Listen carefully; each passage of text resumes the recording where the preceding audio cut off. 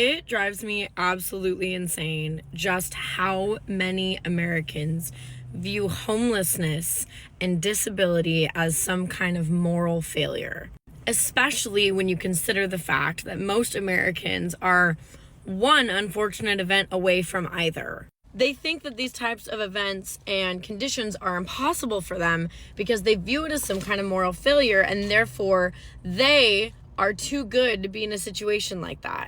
As a nurse, I can tell you, most people will be disabled at some point in their life. If not from a medical condition, from a surgery, from something like that, or long-term disability, which is another ballgame altogether. The same goes for homelessness. I experienced homelessness for a brief period of time when I was a teenager.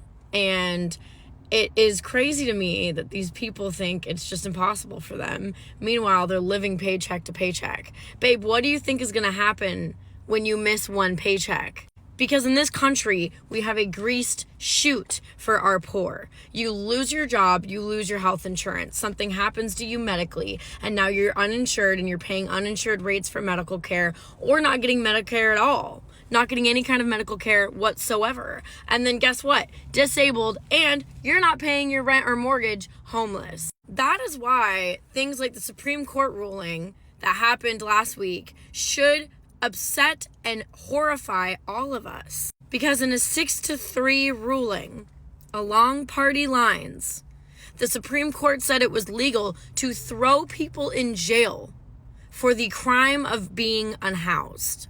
And now you and me know, because we're critical thinkers, that a lot of that has to do with the prison industrial complex and wanting free labor, because they use prisoners as essentially slave labor for large corporations. But we also know that a large portion of our unhoused population are disabled.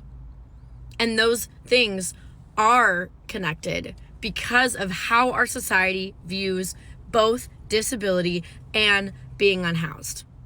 They are not moral failures. It is a moral failure on our society that we treat them as such.